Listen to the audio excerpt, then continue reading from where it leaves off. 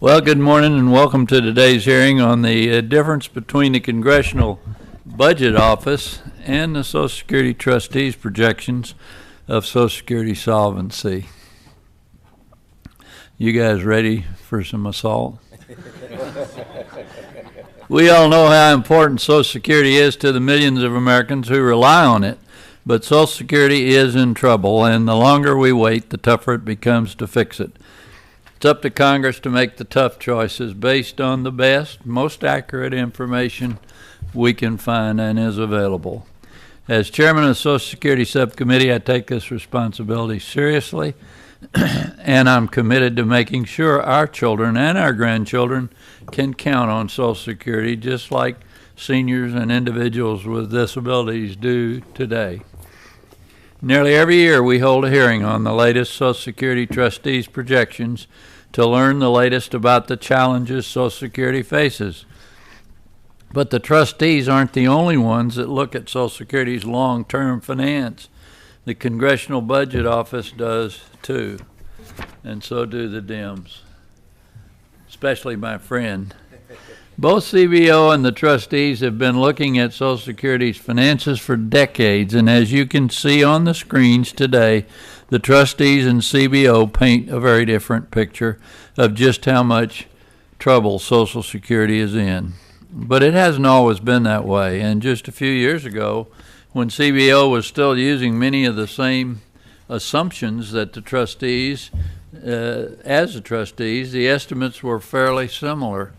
Today, CBO and the trustees look at the same historical data, but use different approaches to make different assumptions about the future, and those differences have a real impact. CBO and the trustees don't agree on whether Social Security's finances got better or worse this year. They also don't agree on when Social Security's trust funds will be exhausted. Last year, their estimates of Social Security's shortfall were over 60% apart. Now they're over 75% apart.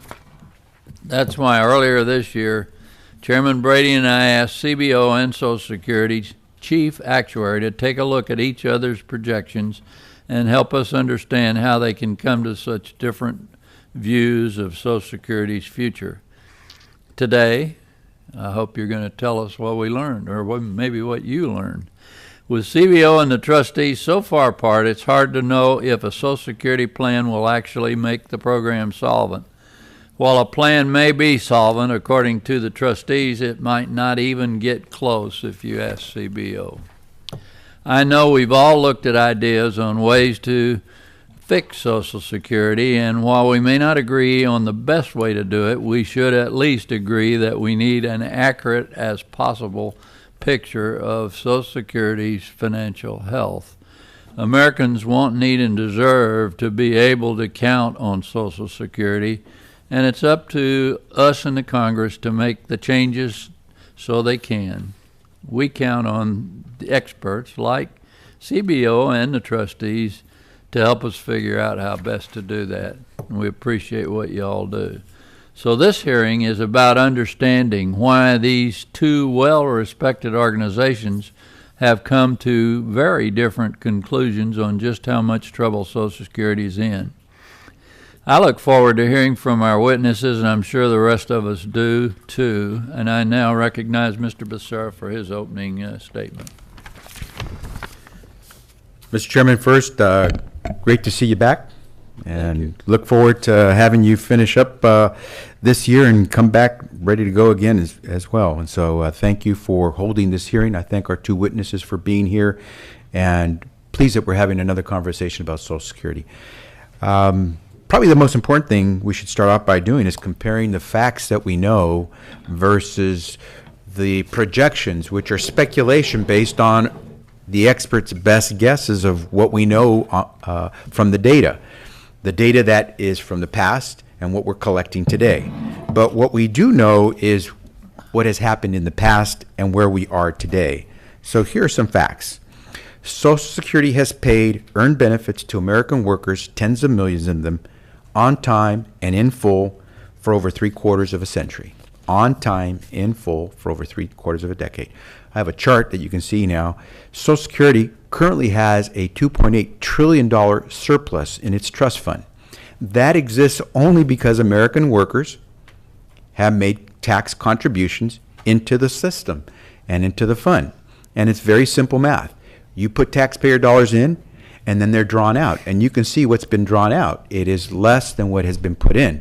At the same time, those of us who have savings accounts know the beauty and the magic of compound interest. And because those funds that the trust fund has held earn interest, even though it's small interest, low interest, it has earned interest, over $1 trillion in interest. And so as a result, we have a $2.8 trillion surplus today in Social Security to help cover the benefits of future retirees and future recipients of Social Security benefits. That's not to say that Social Security doesn't face a challenge into the future as that surplus is consumed. I think we all understand that, and that's why we all, I think, bipartisanly know we want to try to tackle this together. But Social Security in those 81 years or so has weathered 13 recessions.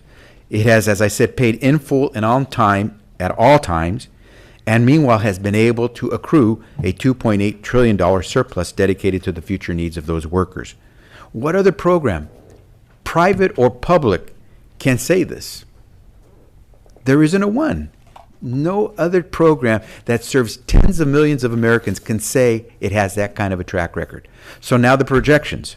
And let's recognize again, these are projections. They aren't fact. They aren't based on hard data. They're based on our sense of what's going to happen. And I must say, both CBO and the actuaries at Social Security have tremendously talented people who give us those estimates, but they are still just estimates. Now, the Social Security Administration's actuaries have been doing this since the beginning of Social Security. The Congressional Budget Office has begun doing this over the last 10 to 12 years. I know that CBO has far more responsibilities than just monitoring Social Security. The actuaries are concerned about Social Security and its impact through other programs, but Social Security alone. And so let's make sure we're looking at apples versus apples, not apples versus oranges, as we make our projections, because they are very important and in fact affect the lives of so many Americans. We should mention that as we move forward, I think most people agree that that surplus in the trust fund is going to be consumed over the next 16, 18 years, somewhere in that area, maybe a little longer. It depends on what economic growth is. But let's look at this in the broader context, because it's not just about where Social Security is. It's where our government and our operations are moving forward. So let me give you a quick example. Social Security provides services, benefits to 60 million Americans. Okay, let me give you another comparison. Department of Defense protects all Americans. The Department of Defense has a budget annually, somewhere right now, of about $600 billion. Social Security, through the monies that's collected and then paid out, we were talking about $900 billion that are sent out to Americans who worked and earned their benefits. There is a dedicated stream of money for Social Security, the contributions that we mentioned before, that people pay out of their paychecks, the FICA tax. There is no dedicated source of money for the Department of Defense. If we were to do a projection of what the costs for our defense would be over the same 75 years that we're trying to project for Social Security, we would find that we would be spending trillions upon trillions of dollars that we don't have. Now, we're going to find the money because we want to protect our nation. But when we make the comparisons about what's going to happen to Social Security, let's remember that it has a secure source of funding. Department of Defense doesn't.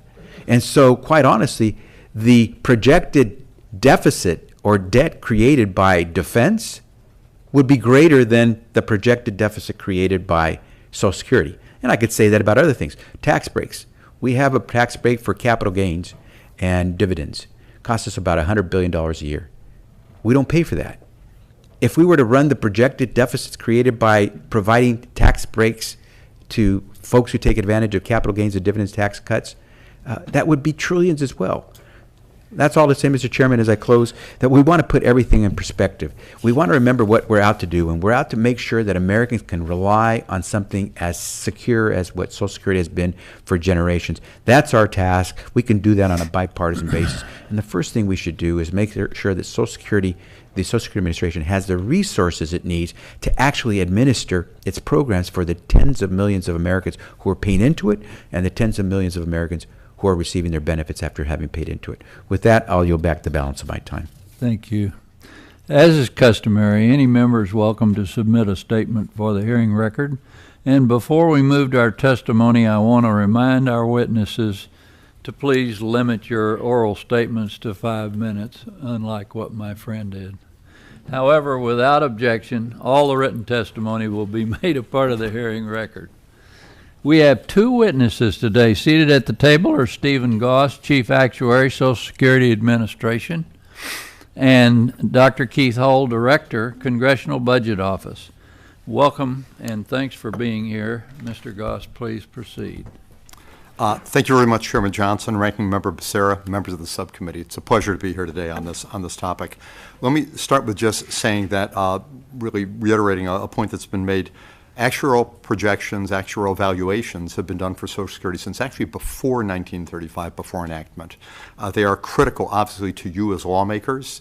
At the start of the program they were, and they are today, again, as we have to move forward with this program. The annual trustees reports, required by law, have been forthcoming every single year starting 1941 through 2016.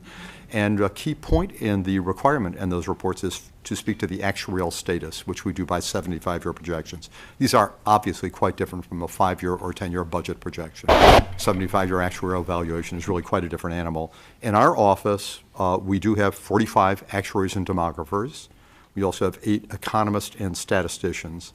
Obviously, because we've been around for a while, we have immense experience. We also have access to all data internal to Social Security and throughout the rest of the government. Now, what our office actually does in the trustees report process, we are not the trustees. We are an office that works with the trustees. We do develop the methods. We draft the reports, and we also propose assumptions to the trustees every year. Now, I can give you assurance as to the reasonableness of the assumptions and the appropriateness of the methods, because the law also requires that the chief actuary put a statement of actuarial opinion in each report, and that has been there every year. We have not had exception to the assumptions per se of reports in the past.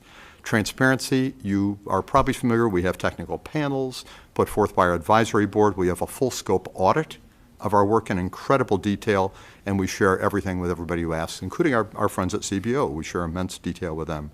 One of the hallmarks of what the trustees have stood for over all the years, and I'm so proud to be able to say that I've been a part of this process, is stability and incremental change, to only have incremental change.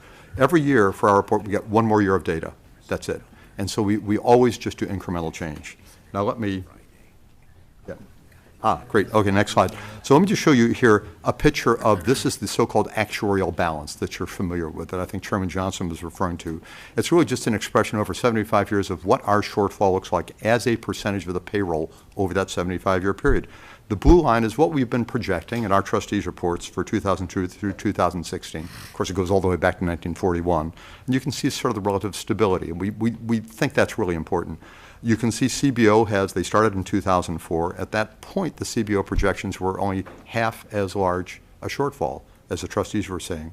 As of 2012, that sort of changed, and CBO is now projecting a much larger shortfall than Social Security, and it's been getting even larger and larger, which is sort of part of the point of this hearing, to sort of understand that, I assume.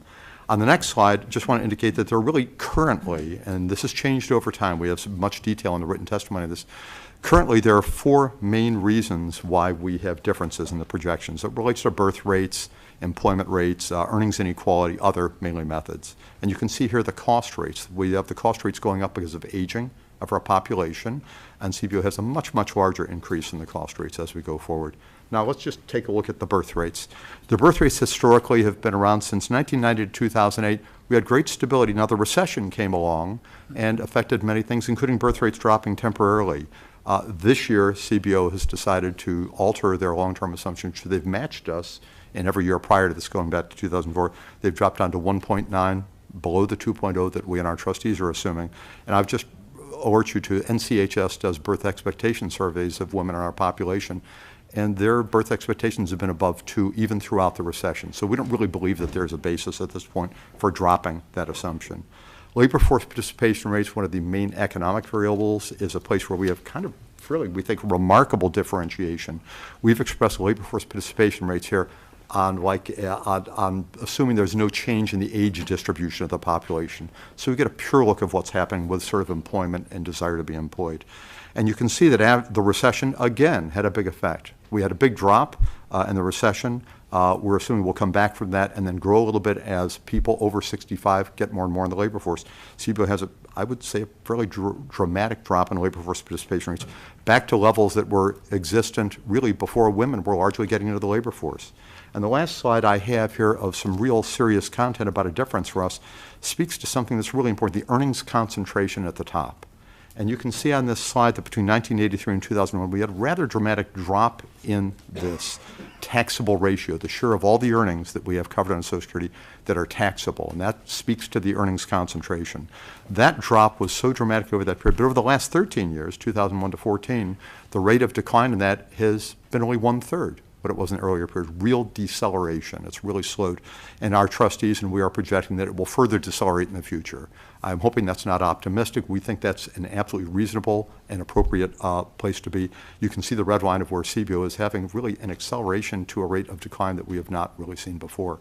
And with that, I think I had better stop. Just want to say again, thank you so much for the invitation, and we look forward to continue these projections and working with you on the shortfalls for Social Security in the future. Thank you. You're recognized, sir. Chairman Johnson, Ranking Member Becerra, and members of the subcommittee, thank you for inviting me to testify this morning. For some time, both the Congressional Budget Office and the Social Security Trustees have projected that if full benefits are paid under the formula specified in current law, Social Security spending would rise significantly during the coming decades. In contrast, total revenues for the program are anticipated to grow more slowly than outlays. The faster growth projected for total benefits than for total revenues means that a shortfall in the program's finances is expected to continue. Although both CBO and the trustees project such a shortfall, we differ in our assessment of its magnitude. Over the next 75 years, if current laws remain in place, CBO projects that the program's actuarial deficit would be 1.55% of gross domestic product. There are several ways to explain what the actuarial deficit represents. For instance, it would be possible to pay the benefits prescribed by current law and maintain the necessary balances in the program's combined trust funds through 2090 if payroll taxes were raised immediately and permanently by 1.55% of GDP. Scheduled benefits were reduced by an equivalent amount or some combination of tax increases and spending reductions of equal present value was adopted. In 2017, 1.55% of GDP would be about $300 billion. Another way to understand the magnitude of the shortfall is to consider the effects of policies that could be combined to address it. Last year, we estimated the effects of 32 options that would provide the actuarial balance. For example, gradually increasing payroll tax rate by 3 percentage points over 60 years would improve the 75-year actuarial balance by 1/2 of 1 percentage point of GDP, as would reducing benefits across the board by 15% by the mid-2030s. The Social Security Trustees' projection of the 75-year actuarial deficit is 0.95% of GDP, 0.6 of a percentage point less than CBO's projection. 2/3 of the difference comes from 4 major inputs into estimates of the system's finances.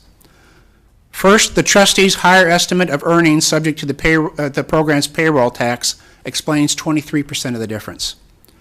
Key components of nominal GDP growth projected by the trustees, higher labor force participation rates, partially offset by higher unemployment rates, higher productivity growth, and higher inflation, explain 22%. Demographics, projections by the trustees of higher fertility rates, partially offset by lower immigration rates, and of slower improvements in mortality rates, explain 15%. The trustees' projection of higher interest rates, higher real interest rates in the long run, that is, rates adjusted to remove the effects of inflation, explains 6%. The remaining 1/3 of the difference arises mainly because the approaches used by CBO and the trustees to make estimates differ in various ways, even when the 4 major inputs are the same. For example, in CBO's modeling, payroll taxes collected from and Social Security benefits received by a retired worker are calculated on the basis of earnings projected for that person. thus ensuring consistency in the projections of payroll taxes and benefits. The trustees project benefits on the basis of earnings data for a recent cohort of beneficiaries who are retired workers. Those data are adjusted to account for future earnings growth and for other projected changes in the labor market. The trustees project payroll taxes separately. The exhaustion date of the program's combined trust funds is another measure of its finances. CBO projects that the trust funds will be exhausted in 2029. If CBO adopted the trustees' projections of the four major inputs, it would project the trust funds to be exhausted in 2033, 1 year earlier than the trustees project.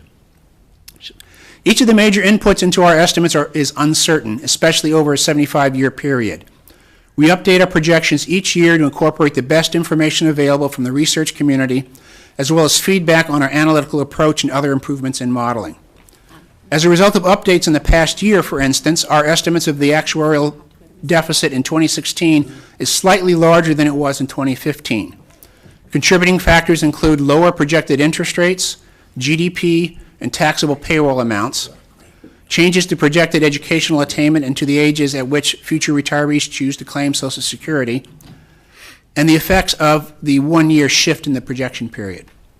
Those factors are partially offset by revised demographic projections and lower projected rates of disability incidence. My written testimony provides much more information about the basis for CBO's projections, and I'm happy to answer any questions that you may have. Thank you. Thank you, sir. Appreciate your testimony. We'll now turn to questions, and as is customary for each round of questions, I'll limit my time to 5 minutes and ask my colleagues to also limit their questioning time to 5 minutes as well. We all know experts aren't going to agree exactly. In fact, you never do. You both represent well-respected organizations that do good work, but given these huge differences, I just don't know how you both can be right.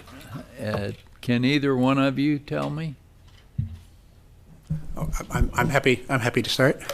Let me start out with how we're the same. Both projections show a system with significant financial shortfalls. Both CBO and the trustees expect the combined trust funds to be exhausted in the second decade of the projection. But we differ in our estimate of the cost relative to GDP. The trustees' forecast cost is about 4% lower than CBO's, and their forecast income is about 7% higher. So we do have a difference. But I do want to stress that there's uncertainty. All projections are uncertain.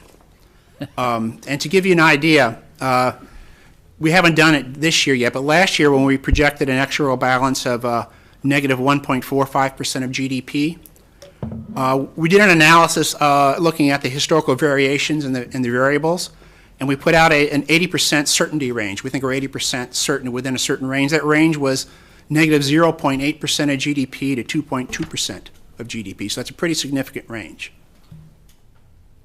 I would just want to add uncertainty, absolutely. The only thing we know for sure is that any point estimate will be wrong with almost certainty in the future. So we really do come up with the best possible projection we can here. As I mentioned initially, I think one of the most important things that we try to go for is to have a stability and have only incrementalism in the changes, because we understand that if you all are going to be making modifications to this program and other programs, having the goalposts moving around is really, really kind of a problem. Dr. Hall mentioned something about the way that we project benefits and the way CBO does. I mean, I would just remind back in 2004 when CBO had only half as large a deficit as we did. It was suggested by folks at CBO at the time that, in fact, we were projecting benefits to be too high at that time, and that's why we had a larger deficit. That we believe that differential kind of dissipated over 5 or 6 years. Now, through methodologies, it appears as though CBO is suggesting that we're projecting benefits too low. So we've been very, very consistent in the way we're approaching things, and I think we have a pretty good track record on making projections. You'll probably recall, for example, the reserve depletion date for the DI program, which back at the time of the 1994 reallocation, we were projecting it around 2016. Lo and behold, it pretty much came out to be around that before the reallocation that you all enacted just last year. Have you all changed the way you look at things? We have over time, and I suppose our philosophy is a bit different. Our goal is to be independent and objective and offer the best estimate available. And so we look at a lot of things. We look at historical data, we look at other people's forecasts, we vet things with our panel of advisors, we look at what the Social Security Technical Panel says, and we look at literature and we make judgments based on this. And things change over time. I think one of the difficulties right now is coming off the Great Recession in general. Some things have changed permanently, some things will not change as much.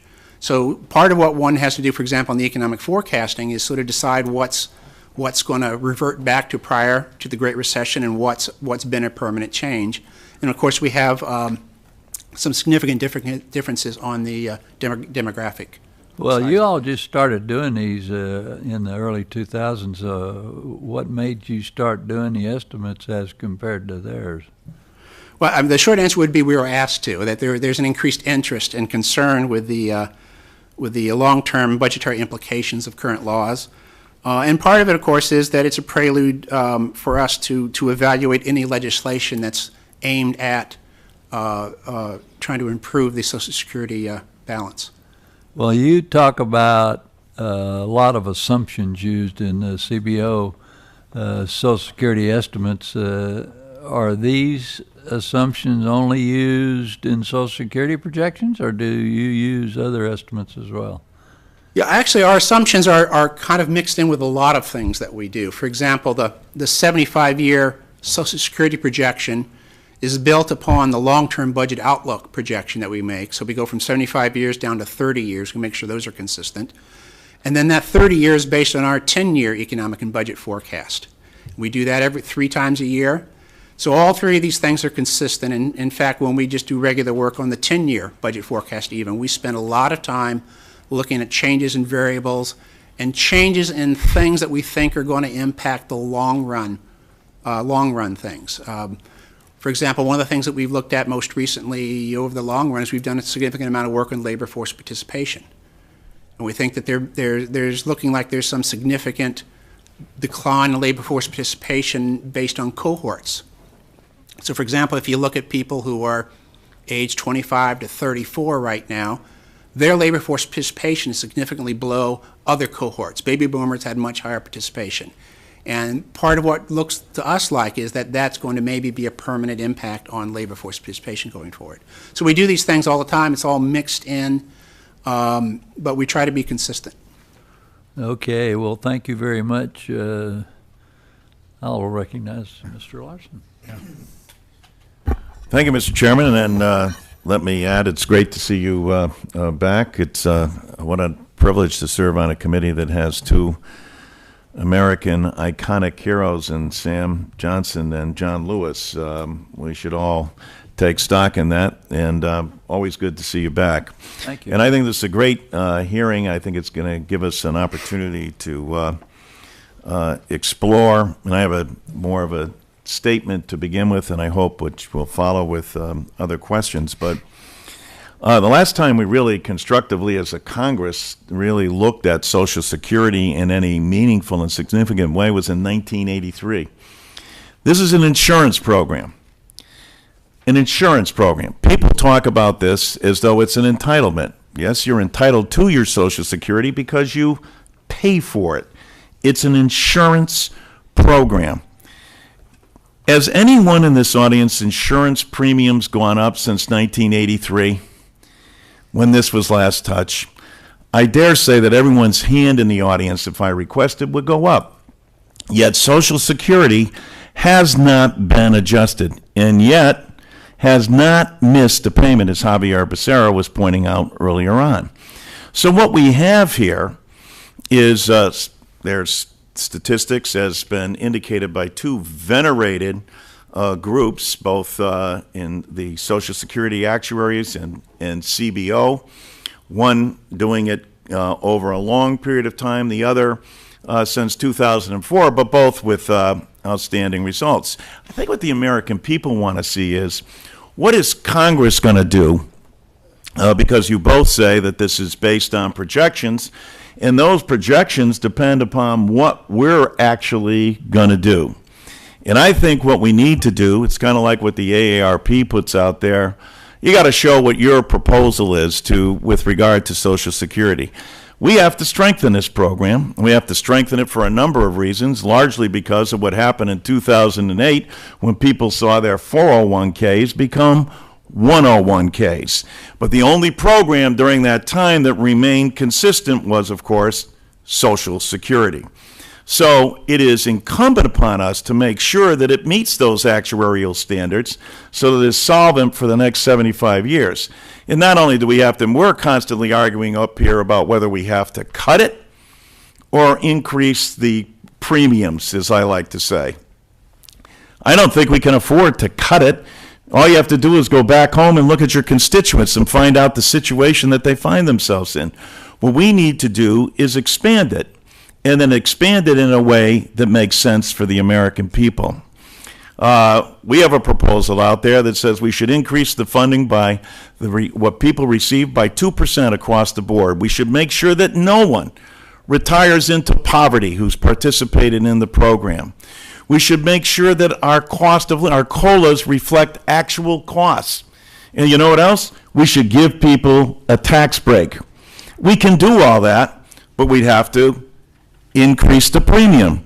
Well, how would you increase the premium? Well, under our proposal, we would scrap the cap over $400,000. People would pay in, they would receive more benefits for what they pay in. And then what I truly believe, because there has to be skin in the game for everybody, we increase the contribution by 1%. But then phase that in, just like any insurance actuary would do looking at this program. Increase it by 1%, phase it in over 25 years, which would be 0.05% a year. Or for a person making $50,000 a year, it'd be 50 cents a week. Or if you bought one of these Starbucks lattes for $4.50, that would represent 9 weeks of Social Security payments. My point is this. This is an insurance issue that's very solvable actuarially by just making sure that we adjust premiums that haven't been touched since 1983, but do it in a way that it's not going to burden anybody. 50 cents a week for someone making $50,000 a year is not going to be a significant burden. And when you look at what we get in terms of Social Security, most importantly, its guarantee, then we can combine the genius of what we have through insurance, a private sector concept, tax cuts, which I think everybody on the committee enjoys, and then the certainty for which people rely and depend on this, including the number of quarters that you put in, especially if you are female and you have less quarters. This will allow an equalization of that, and I look forward to my questions. I realize I ran over. Thank you, Mr. Chairman. Thank you. Got it. Yeah, okay, Mr. Dole, you're recognized. Thank you. Look forward to going over to Starbucks with you, John. Thank you. Thank you. Absolutely.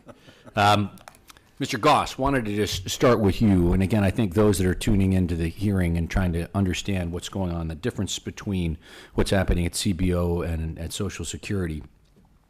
Your office really supports the work of the trustees, but ultimately it's going to be their report that is reported out. So can you talk a little bit about your office's role in the process and how decisions and assumptions are made, and do you make recommendations to them?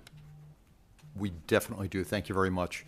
For every trustee's report, the process within the trustees working group starts out with our recommendations to them. We do not disclose them to you or to anybody else, but we do make recommendations to those within the working group and to the trustees. There's much discussion and opining, and then a decision as to what the trustees want to go with. I would suggest that there's usually pretty much similarity between what we recommend. And the one thing that I can assure you is that if ever the trustees process ends up resulting in an assumption that is really dramatically or unreasonably different from what we believe should be the case, we will report that to you in the actuarial opinion. Now, in the process of determining these assumptions, Yeah. we get incredible amounts of input. For example, labor force participation rates that were mentioned just a moment ago.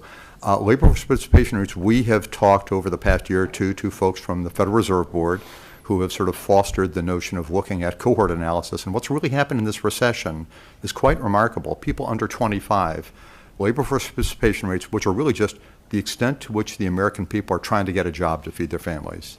So the labor force participation rates under age 25 have really dropped a lot in this recession. Cohort analysis by some who have done this suggests that those cohorts are permanently affected, damaged, whatever, and they're going to work a lot less at all higher ages in the future. We kind of don't believe that. We're not projecting that kind of notion into the future. And our last two technical panels, by the way, have suggested that our projections of labor force participation rates are too low. They've recommended that we go even higher. We, the trustees, we've recommended the trustees, we have collectively resisted the idea of getting more optimistic about labor force participation rates, but we really do not believe that labor force participation rates should be taken down to levels of the early 1980s before women were largely engaged in our workforce. So we just think that that's a kind of an interesting thing. Look forward to dealing with Keith and company more about how they come up with that assumption. Okay. But labor force participation rate is one of the key ones that you're looking at. It is one of the major ones. It's Right. one of, at this point, probably one of the three biggest ones, other than methodological differences that Dr. Hall mentioned, and that's something that that's a very interesting area because our methodologies are really quite different. Sure. Look forward to diving into more of that. But I did want to talk, as we look at the administration, we're coming up to the close of this administration, and we still don't have public trustees, right? So that's obviously an issue. There are 6 trustees, 2 of them public trustees. The next trustees report is going to be due in April, just when much of the new team, we're going to have a new administration coming in, but much about that same time is when they're about getting settled. And these are big reports that can take almost a year to produce. So who's making the decisions on that now, and what happens if the new trustees disagree with some of the assumptions that are made in the report? Well, for better or for worse, I've been around for a few transitions of administrations. We'll say that's better. Thank you very much. Experience counts. It's hopefully a little bit. We've gone through a number of transitions, and as you would imagine, we are required, we really have an obligation with our current trustees and with our staffs to be working towards the next trustees report, and we'll be working on developing assumptions, developing projections. However, when we have a new administration come in, whoever it is, and if they bring in different people, they get people confirmed, whoever they bring in, if they have different views, we will move in the direction of the different views because, as you mentioned, this is the trustees' report, and they do get to make the call on what assumptions we absolutely have. So if new trustees come in and they bring in new people and they want to do things differently and have different assumptions, clearly the trustees' report will reflect that. If they make dramatic changes that we think are unreasonable, though, again, we will report that in the actuarial opinion at the end of the report, so we can give you that assurance. Can you shed a little bit of historical light? Have you seen that happen from administration to administration where there's been real changes from one set of trustees to a second set? I think the wonderful thing is that that when people put that hat on, the trustees' hat, regardless of their politics, we've been really impressed. I've been impressed for a few decades now at how people take that so seriously because they know how important this program is. And we tend not to have a lot of sort of flip-flopping around in terms of the assumptions that people get. They really get it's a long-term projection. Incrementalism really matters. And we've really had tremendous consistency across the different people coming in. We sometimes have presentational issues that have changed from one administration to the next, but the basic assumptions that we used have really been quite consistent. And I think having public trustees really helps on that because we have really not just one party represented on the Board of Trustees. Mr. Goss, thank you. My time's expired, Mr. Chairman. Thank you. Mr. Blumenauer, you're recognized. Thank you very much, Mr. Chairman. And I appreciate the thrust of the hearing to be able to get into some of the details, not only because how serious the deficit, or how immediate, I guess, the deficit that we have to contend with, really serves to, I think, constrict what Congress does. If it's more immediate and bigger, that might be a greater incentive for action. Although, given some of past congressional behavior, it might inspire more paralysis because it's really big and complex. But teasing out the differences in terms of workforce participation, interest rates, what's going to happen with payroll, I think is a very important picture for us to be able to have a better understanding of the workings of the economy. And basically, I'm of the opinion that the 4 or 5 years difference that you have in terms of the exhaustion of the trust fund balance, while not insignificant, really shouldn't color what we do. Because I think all of us appreciate that if we're getting down to the wire and it's 2 and 3 years and we're running a persistent 8% deficit, that makes the challenge more difficult, and it has ancillary effects that are going to be more difficult for the people who follow us. And no one is going to tolerate a reduction of a quarter in Social Security benefits. Ain't going to happen. But what we do to avoid that, and when we do it, matters a great deal. I'm hopeful that this inspires us to be able to think about ways to move a little faster.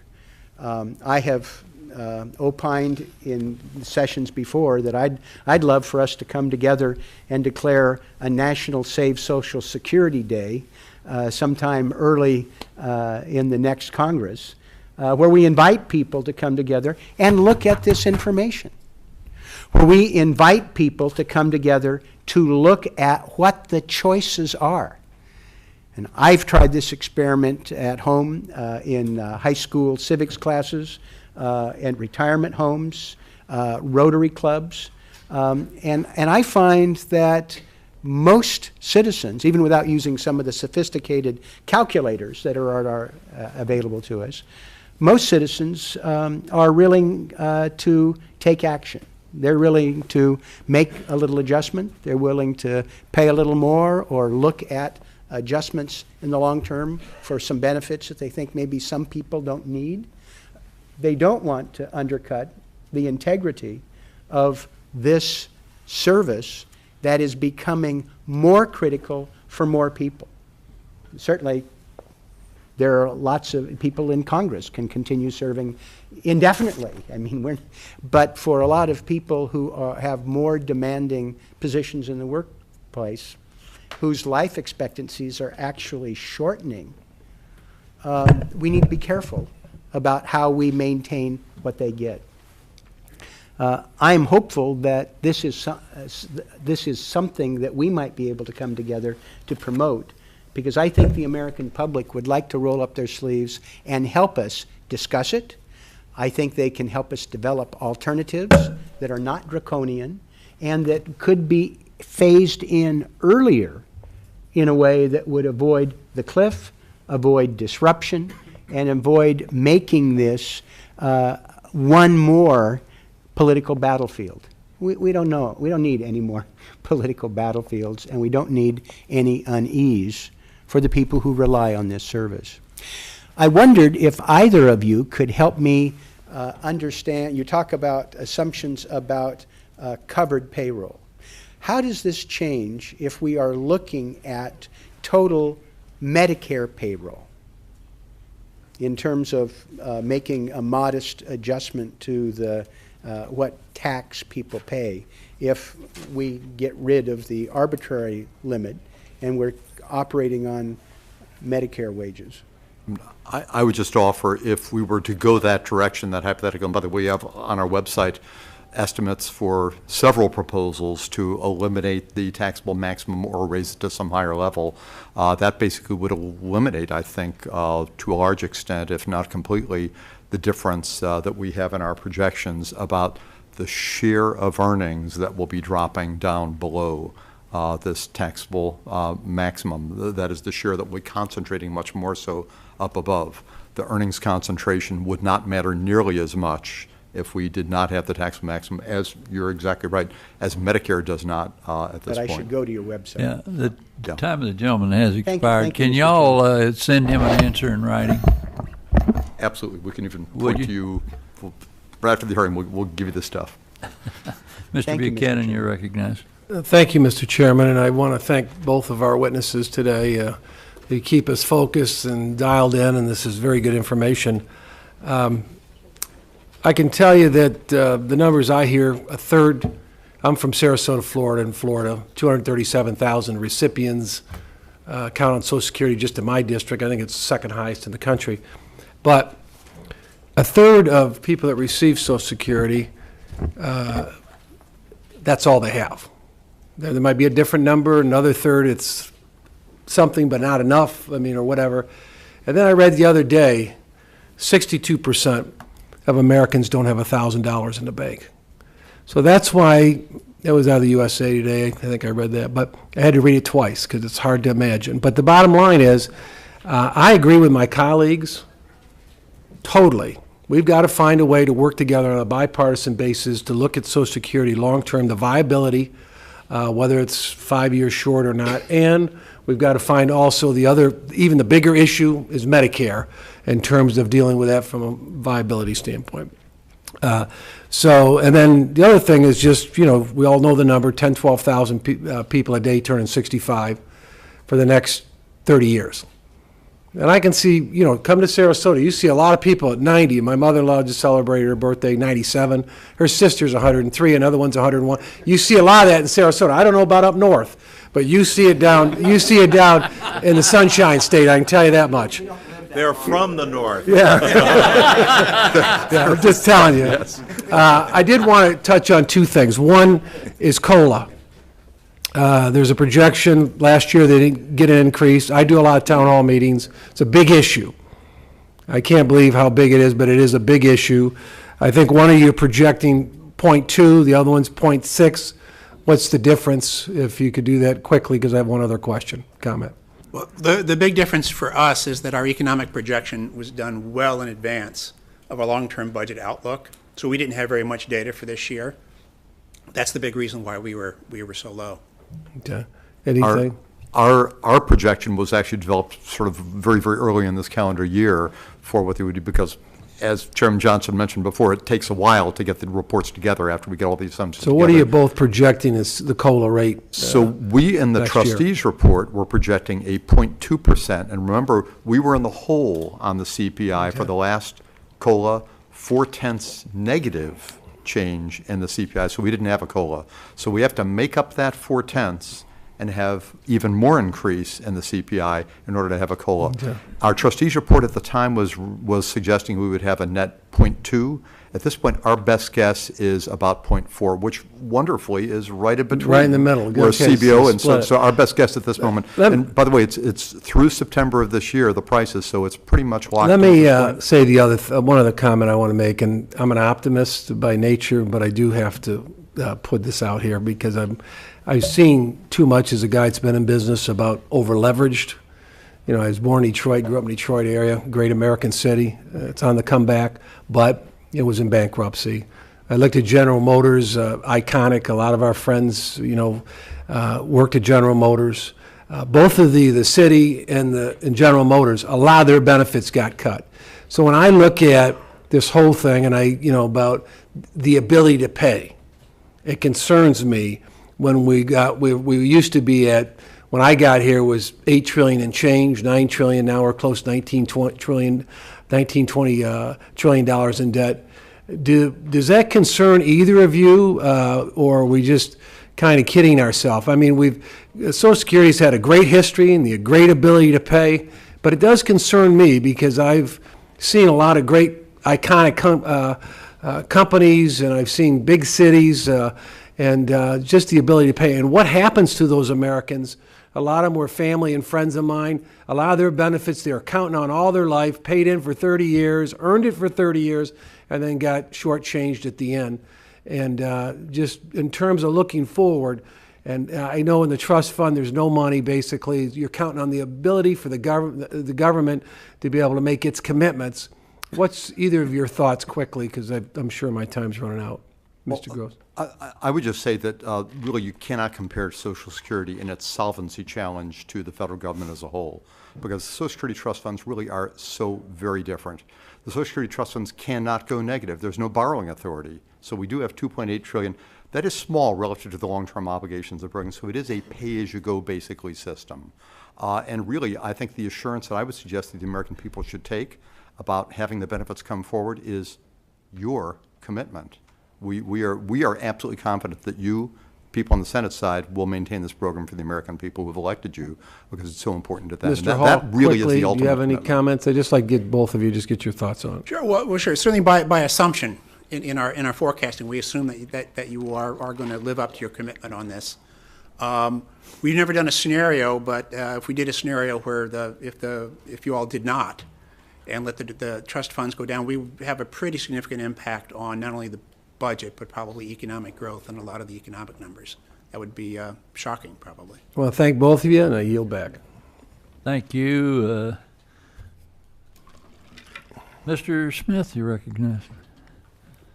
Thank you, Mr. Chairman, and thank you to our witnesses here today. Obviously, despite the differences in the various reports, both of you point to some realities that are out there. Mr. Goss, your office routinely produces memos on Social Security reform plans introduced by members of Congress and others, along with information on Social Security's solvency. These memos also show the effects of any benefit changes the plan makes. However, the memos do not include any information about additional taxes an individual pays due to the plan. Yet some plans, the tax changes are the big story. So why not show these effects? And certainly I would add that tax changes affect workers as well. Can you respond to that? Very, very good point. And we have been talking with members of your collective staff about changes in this. Really, I think essentially the reason for this has been that by and large, when there would be a change in revenue, most proposals for change in revenue would be to simply change our 12.4% tax rate, 6.2% paid by the employee, to raise it to something higher, or for people who have earnings above our $118,500 taxable maximum to start applying the tax rate there as opposed to not. And that's relatively straightforward. That's a lot easier to comprehend what's going on there and to sort of understand that than it is to say, if we change the normal retirement age by a year, what does that really mean for benefits? I think we really should have point well taken that we are working towards developing sort of a comparative table that will show something about revenues as well, because some of the revenue proposals can get more complicated, as many people on this bench today know. So we're going to move towards that. I appreciate that. And this discussion we're having today, I think, is especially productive. I would share the sentiments of my colleague from Connecticut that it is an insurance program, and I would add that we should probably keep it that way and be mindful of those dynamics of what an insurance structure is and what it is not. But back to the labor force participation. I mean, you're suggesting that labor force participation goes back up. What assumptions would that be based on? Well, recessions have happened before. Our most recent recession was a special recession. Many have opined it's sort of the worst thing since the Great Depression. But this is a strong country. We have recovered from recessions before, and we assume absolutely we are going to recover from this recession. Being as deep and strong a recession as it was, we're not surprised that it's taking longer than the recovery from most past recessions. But we're pretty confident it's going to keep coming back. On labor force participation rates, the place where they have been hit most are people who are younger. Some have opined that the people under 25, the share of them that are either in the workforce or in education hasn't really changed a lot. So we're pretty confident that as the economy gets stronger, as more jobs become available, that people will get back in the labor force and want to work. And most particularly people under 25 who have been out of the labor force in this bad recession, we do not believe that as they get to be 35, 45, and 55, they are going to be permanently not in the labor force. We don't see how they can possibly have lower participation rates in the future, really, than cohorts in the past. And the only reason that we have our overall age-adjusted rate going up is because that includes people over 65. People over 65 in the future, and I will attest to this, I hope, we believe are going to be living longer. At any given age, they're going to be living healthier, and they're going to be more capable than people at those ages in the past. That being the case, and knowing they're living longer, they know they're going to have to live long, they're going to have to work longer to build up their nest egg, and they'll have a greater ability to do so. So we believe that all of these things suggest we will not only recover, because people want to eat, they need to have a job, and that people at older and older ages will be wanting to work somewhat longer in the future and have the greater ability to do so. So what growth rate would you suggest would, I didn't see it here, would trigger a return to a labor force participation rate that you find to be optimal?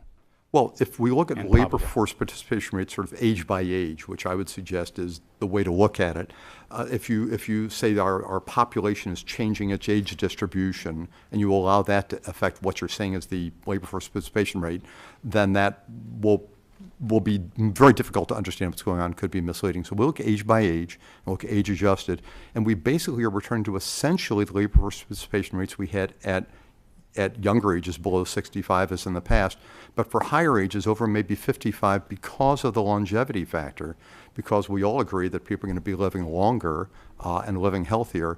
We believe that people will have the ability and even the need to be working longer in the future. I mean, there's been considerable mention here of defined benefit plans by large corporations have been on the wane for quite some time now. So people, we believe, are understanding and will be understanding a greater need to work longer in the future. Thank you. Thank you, Mr. Chairman. Mr. Kelly, you're recognized. Thank you, Chairman. It's great to see you back, Mr. Larson, Mr. Blumeyer. Good to be with you all. Because what you're touching on now, the two of you, the one thing you do agree on is this thing hits a wall. So one 5 years later than the other, but you both agree on that, and you both come down to it just because of, and just maybe explain it very short. Where does the revenue for Social Security come from? How are the benefits paid? Where does the money come from? Well, Insurance. obviously it's from the labor force, the number of Right. people working. We have pretty different forecasts of GDP growth, I think, nominal GDP growth. That's one of the big differences. And then, of course, the labor force participation. We've talked about that a little bit, but I didn't mean to be misleading when I pointed out that one of our differences is that the historically low levels of labor force participation by almost all ages below baby boomers. But the biggest difference is we see a bigger impact of the retirement of baby boomers.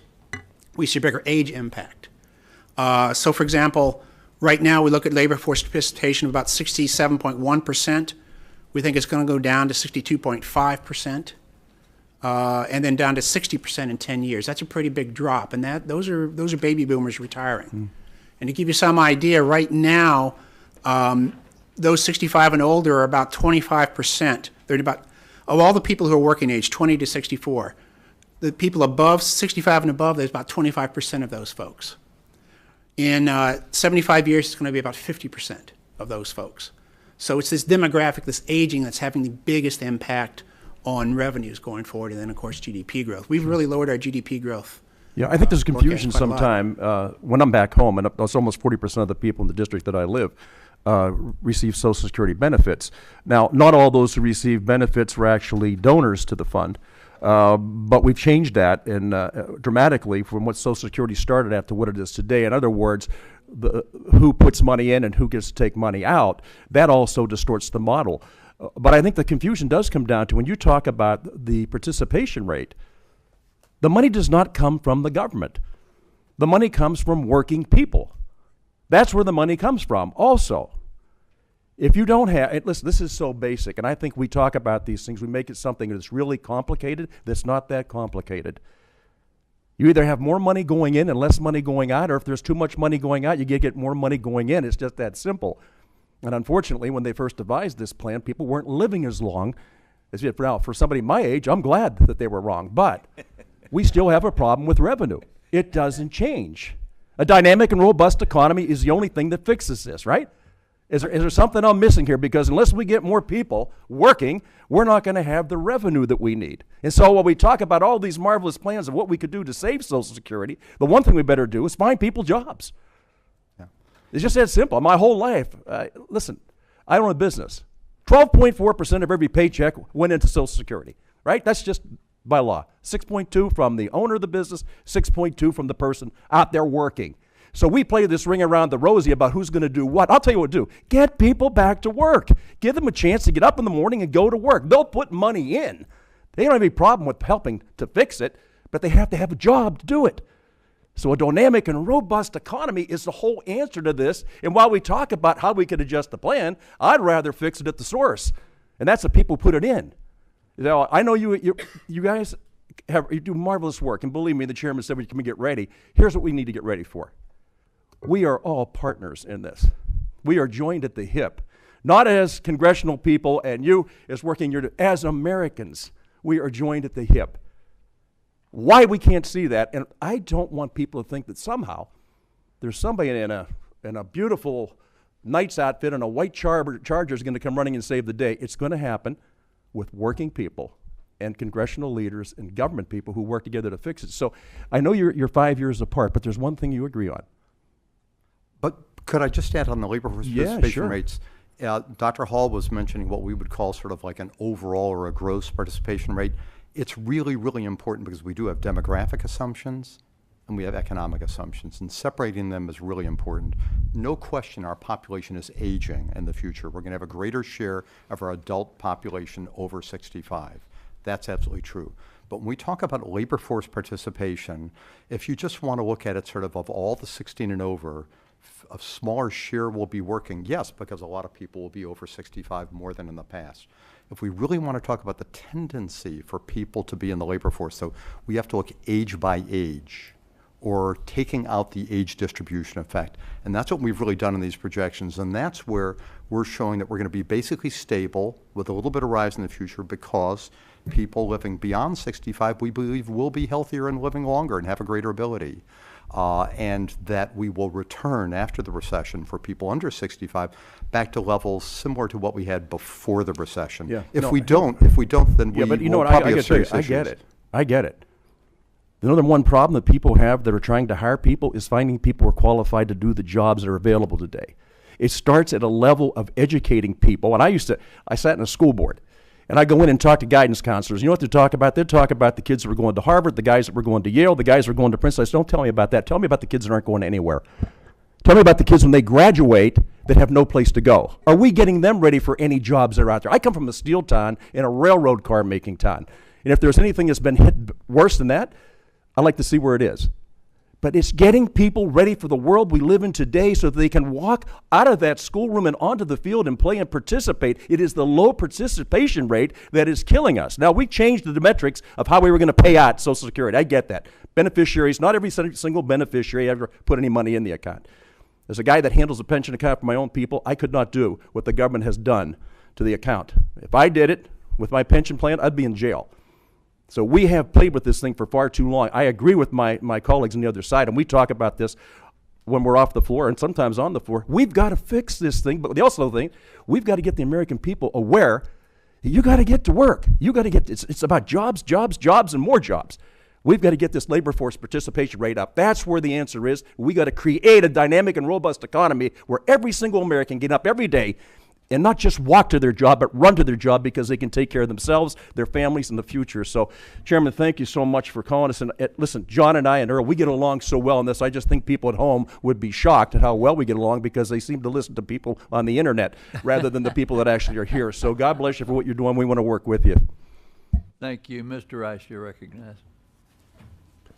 Thank you, Mr. Chairman. Thank you for holding this hearing today, and I'm glad to see you back. Thank you. You know, this is a difficult problem. It is not terribly complex, as Mr. Kelly says. We make it more complex than it is, but it's just math. We've got less money coming in than going out in the long run, and that money will run out eventually, and so people's benefits will have to be reduced unless we do something. Everybody in the room knows eventually we will do something. The president says Social Security Trust Fund will expire sometime in this time frame, 2030 to 2033. Every Republican, every Democrat in the House and the Senate, they all say the same thing. They all go home, tell all their people back home, this is happening, it needs to be dealt with. And yet, there's a dearth of solutions, specific solutions offered. Why? Because it's difficult. Why? Because if you talk about reducing the outgo, cutting people's benefits, you make that population angry. If you talk about raising the revenue, you make another population angry, and politicians are loath to make people angry. But we have to offer a solution. And I believe it's one of the factors that's holding our economy back. I believe it's one of the 5 major issues that are holding our economy back, are holding our job creation back, are holding our American optimism back, and that it's something that's solvable. We just have to, as AARP used to run commercials just recently, take a stand. Of course, if you ask them what their plan is, they won't tell you either. They won't take a stand. So what we have to do is we have to show political courage here, and I'm very, very hopeful that this committee, through these hearings, is preparing to do exactly that, to offer a plan to solve this problem, to take this problem off the table once and for all, and to resolve it so that we can move forward. But if we have CBO and we have the Social Security Trust actuaries differing on the numbers so that we don't know exactly what target we need to hit, that obviously makes the problem a little more difficult, a lot more difficult. When we deal with this problem, we want to get to 75-year solvency. That's how both of y'all define solvency, right? 75 years, right? Both of you. So I really hope that you can sit down together and pull a little closer on exactly what that'll take. Because if we have to, when we come up with our solutions and put those on the table and go through the wrangling that we need to, we sure don't want to have to revisit this in just a few years. Once we resolve it, let's get it resolved and put it to bed. So I'm hopeful that y'all can come together and compromise on your assumptions, like we're going to have to compromise on our solutions, and put this thing to bed for the American people so that they don't have to be threatened by the fact, by Republicans and Democrats, by the President, the House, and the Senate, every time we speak about Social Security and its potential for the trust fund to go bankrupt. Thank you. Thank you. Ms. Black, you're recognized. Thank you, Mr. Chairman, and it really is good to see you back looking so good and now kicking butt with a new knee. So we're really happy to have you back and being the chairman of this committee. Such an important issue for us to discuss, and as my colleague to my left has indicated, you've got to have good information in order to make good decisions on how you fix the problem. So, Mr. Hall, I want to go to you. In the past, the CBO used some of the trustees' demographic assumptions in their forecasts of Social Security solvency, but recently that has changed. How does CBO decide which numbers to use from those external sources, including the actuary, and which numbers to produce internally? Sure. Well, first of all, to put this in perspective, up through 2012, we simply used the demographic assumptions as the Social Security trustees. In 2013, we changed that, and that actually was the biggest change, I think, in our actuarial balance. And the biggest change we made there was we looked at the rate of increase in mortality improvements over time, which would which looked to be going. The improvements were much quicker, I think, than our previous assumption. So we followed the recommendations of demographers. We followed the recommendations of the Social Security Technical Panel. And we did our own analysis when we made the decision to increase the improvements in mortality, and it raised the longevity of the population 75 years from now, and that had a pretty big impact on our actuarial balance. And so the way we're operating is we're there to be independent and objective and make decisions that we think are the best. So we continually talk with our panel. Most of our changes, we talk to our panel of economic advisors. They're very prominent people. We look at research. We do our own research. And I say we look at what the Social Security folks are doing and what the technical panel is recommending, and we make decisions that we think give us the best forecast at any point in time for the next 75 years. Mr. Goss, you want to respond to that? Yeah, could I just say, actually, I'm going to perhaps a detail, but actually CBO was using our population projections lock, stock, and barrel through 2010. Then 2011 and 12, CBO made some changes to use somewhat different immigration assumptions. Dr. Hall is exactly right. It was in 2013 that truly dramatic changes were made at CBO. On the mortality projections, they stopped using ours. Also, disability incidence rate assumptions were changed at CBO.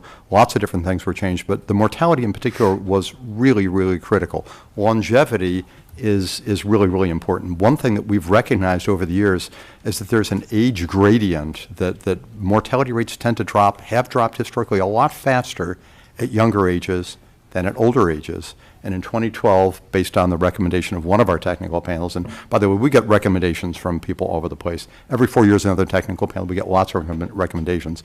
We and the trustees look at them all and take them all under advisement. But that panel, and CBO went with it, said, let's go to roughly 1.2% per year reduction, all ages the same. And we're assuming about 0.8% overall, with a slower rate of decline at high ages and a faster rate of decline at younger ages. Now, I'm happy to say that Keith and CBO have now gone away from that assumption that they went to in 2013. And as of 2016, they've modified their mortality assumptions in a way now that come back very, very much closer to ours. I think the net effect on mortality should be very similar to ours, from the best we understand it, because we actually put out an actuarial note number 158 right around the time of our last trustees report that analyzed some work by Ron Lee, a really good demographer out formerly of Berkeley. And I think what our impression is that what CBO is doing now is very similar to what Ron Lee did.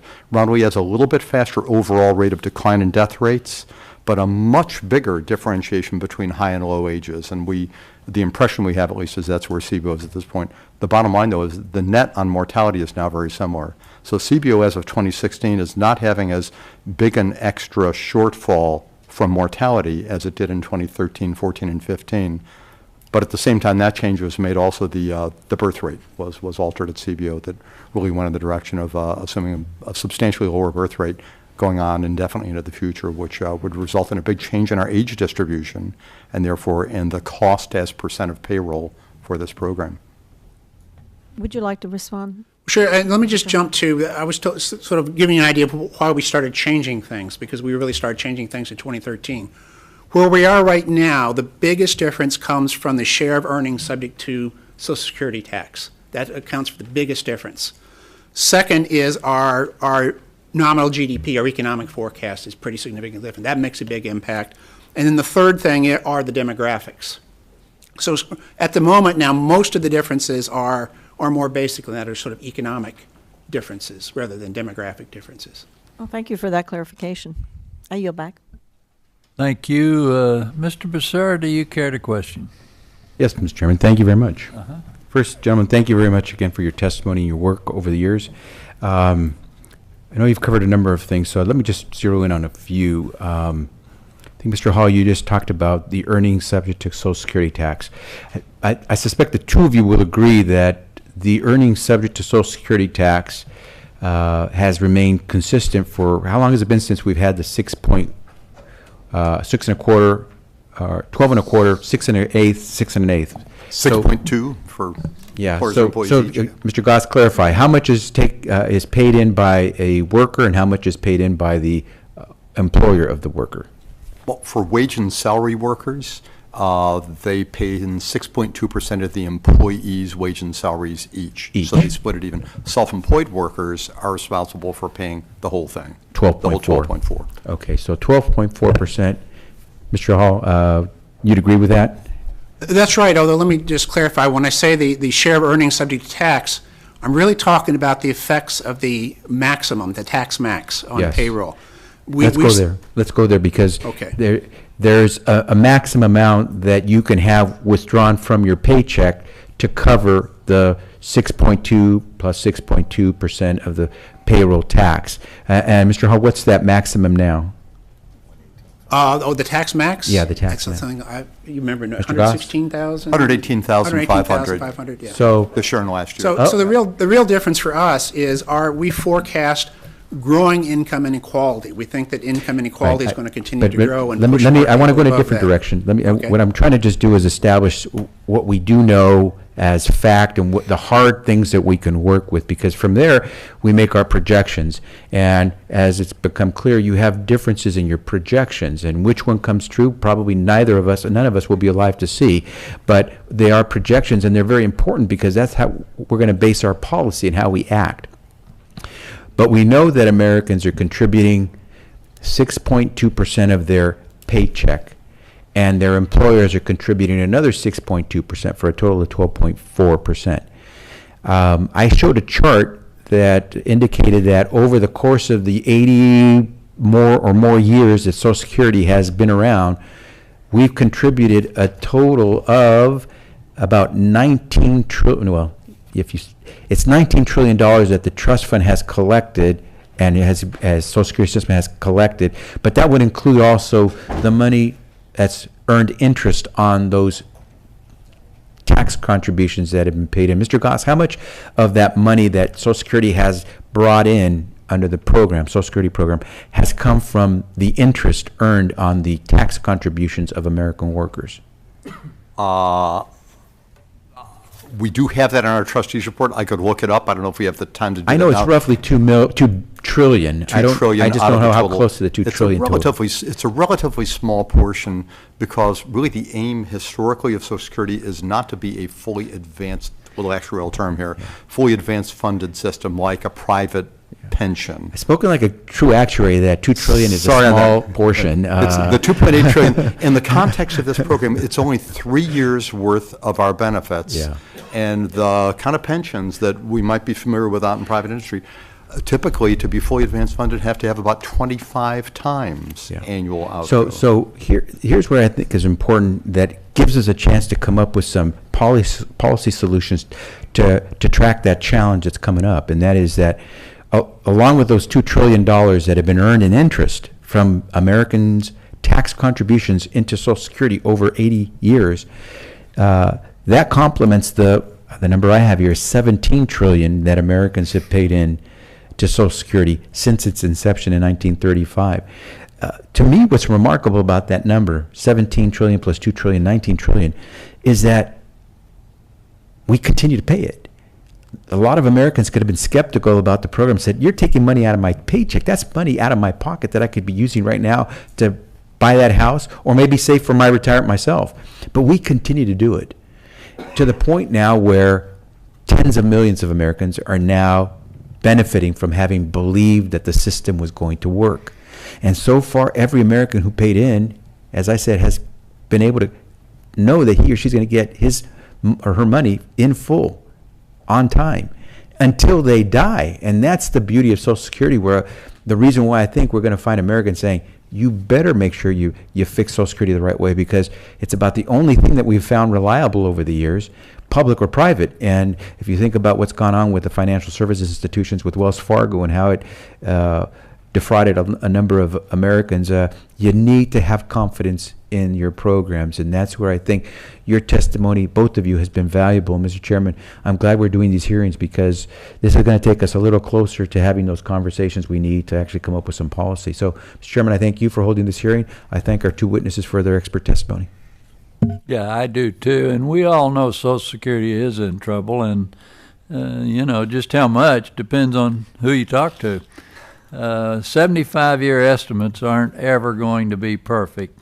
Having CBO and the trustees so far apart does raise questions, and rightfully so.